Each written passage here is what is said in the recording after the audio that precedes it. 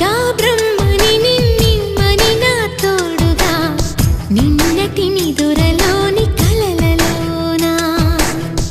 అటులే కమ్మను ఆ కమ్మని తన మాటలే